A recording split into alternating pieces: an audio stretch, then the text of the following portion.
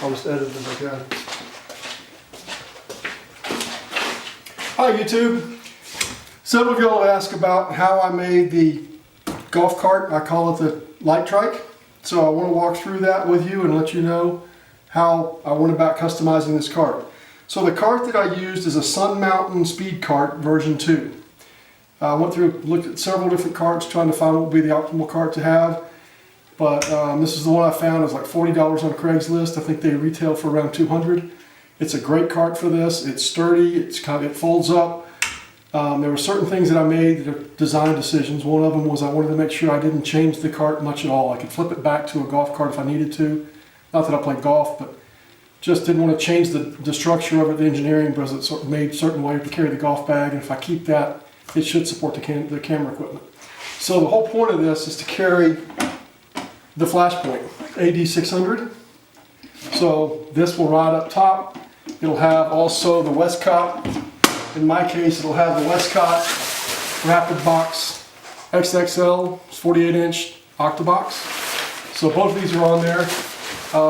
The big problem I had, or the challenge I had, was getting the light stand to fit into the golf cart and making it sturdy. The light stand, I originally bought a lesser end light stand. It was 13 feet. It did not do well in the wind, so I had to go back and change. I ended up with the Avenger, which is a Manfrotto. It's 11.7 feet large, 3 sections. These T-bolts here are much stronger. They tie in here. They didn't strip out like the last ones did, so very pleased with this so far. I think these are 129 B&H, up to about 180 other places. But again, this is good and it fits. The key is what fits between the gap between the golf cart to make it fit here. So that was one of the key design decisions that I had. If you look at the cart, it is, like I said, a golf cart. It's got the 2 straps here. The bag normally sits here, rides up, locks in here. It had some other accoutrements on that I've taken off. One of those is the bag that fit underneath. It got in the way. I didn't need the bag. I'm going to put enough stuff hanging on here. It's going to be on there otherwise because I do carry everything else on this cart. And it also has a pneumatic pump to blow up the tires. To take care of the tires, I'm hoping it worked, but I took some of the air out and filled them with Fix-A-Flat. Hopefully that'll be there. We'll find out if that foamed them up enough. So far it's been good. Filled them up, kind of seals it in advance. So good for about $5 to go add that in there. So again, the cart's like it was. The cart folds down from the back here. If we move over, it folds down. Has a screw over here I'm unscrewing. I'll get a shot of that. And it folds up, and as you fold up, the back tires fold in together and come together. And then, so it compresses that. With this cart fully extended, with the handle out all the way to the end, the tires are too big to fit through a typical exterior door, 36 inches. So that's a problem, but it's also a benefit because when you get out in the field, when you're doing stuff, you've got a wider footprint here that makes that work better. Also, the top front tire spins in the back way. I don't really change this. I just leave it as it is because it fits in my car fine this way.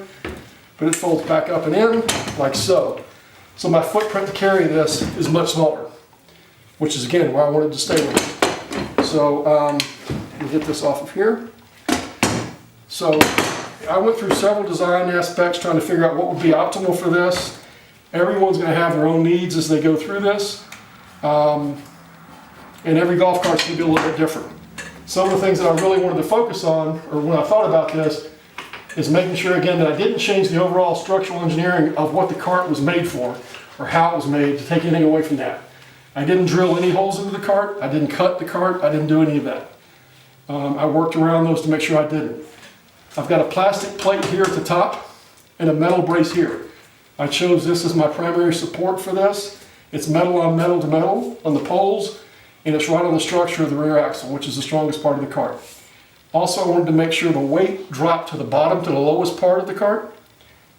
That way, the weight wasn't riding up here and make it easier to tip. I wanted to force it down there. That meant when I put this light stand into, be careful here, it's a low ceiling. Put the light stand here, I wanted this to sit low down here in the bottom, but high enough that I could get over terrain that was kind of rough and bumpy. but sit low. So when I use my PVC, which I'll show you in a minute, this had to sit at the bottom of the PVC and lock in there. I didn't want it to catch up here and hold on to the top of PVC here. I want this to slide all the way down, yet be snug. So I found a way to be successful with that. It took a couple tries. Had to change the PVC I originally wanted to use. It was a bit stronger and had to work around that as well, but overall it turned out well. The whole guts of this, and the important thing I wanted to do also is I can take this thing apart, put everything in the car within a couple minutes, take it out, build it, and have it strong, strengthened, load it up and go. So it's minutes on each side of this. It's not an ordeal to put it together. It's not perfect.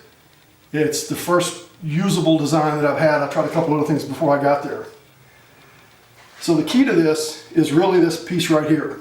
This is a PVC pipe. And it looks, I'll take a closer picture of this. But it's got flat metal here and flat metal here. I've got pipe clamps, and I'll put this up close right here. I've got pipe clamps that connect. So you're familiar with these. I've got a bunch of these that I bought. These are the magic that made this work.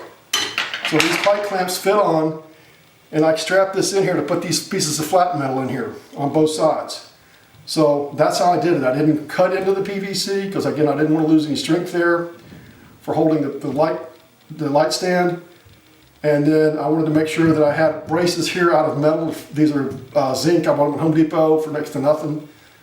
These connect and strap on, so I'll hold each strap with its own set of pipe clamps, locking them in. And this sits right in the center of the trike. You've got some really ugly things hanging here, and I'll explain those towards the end or a little bit later. Those are a little bit add-on at the end that I had to come up with yesterday. But again, I've got a cap here.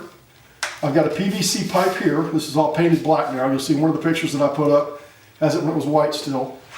And then you see the little lip right here. This is not 40 gauge or schedule 40 PVC because the Manfrotto Avenger light stand would not fit in there. So I had to change this and make this a connector here. So I used a coupling for this. This is more like sewer line PVC that's a much lighter weight. But so I cut that, I had to cut that piece off. You'll need a saw, cut that off. There'll be a rim in the coupling that you have. You just want a piece of that.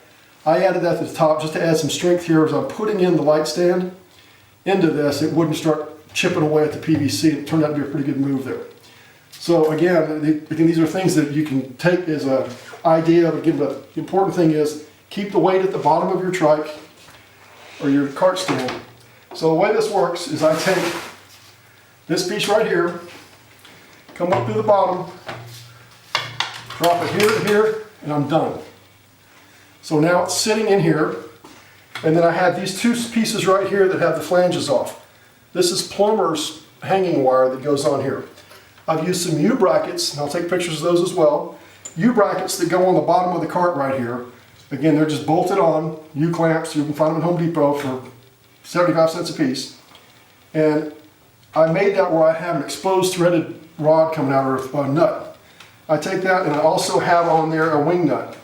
So I can unscrew this, because the biggest problem I had with this, the weight of it when I put it in with the weight of the light stand worked well for front to back, but side to side it had a problem.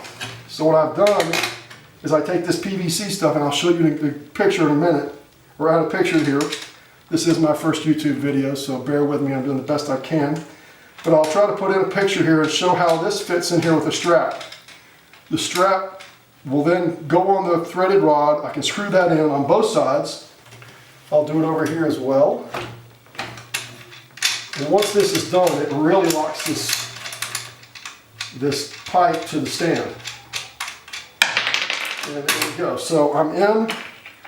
I'm locked in on this side, screw it down, and this thing is ready to roll. Now I can just add what I need to it here. I will tell you that obviously you're putting weight on here in a different place. It's sitting on top of the axle. It doesn't want to tip left or right, side to side. It does want to tip back, so you got to be careful of that. Someone made a note in one of the comments in one of the Facebook posts. Typically you want to have a bucket or something in here to carry all your other stuff. So you're carrying your wrapping box, right? You got your rapid box. I've got two, hang on one sec.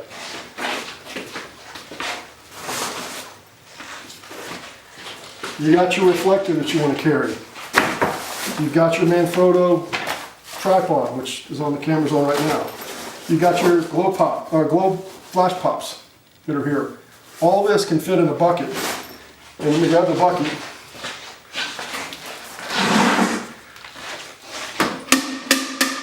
so the bucket slides up in here and sits. Within the bucket, I've got a Joby thing here. I've got a bunch of straps. But also in the bucket, I've got weights. So I've got a 4.5 pound weight, two 4.5 pound weights. Those will be for my light stands that are running the 8200s. So I've got two of those, and then I've got an 8 pound weight that sits in the bottom of this that doesn't come out. That's the ballast to hold this whole thing together. I can take the 4 pound weights out, take the light stands off, because I carry light stands as well for the smaller light stands. I don't know where the other one is. Anyway, it carries everything. I'll add some more pictures here.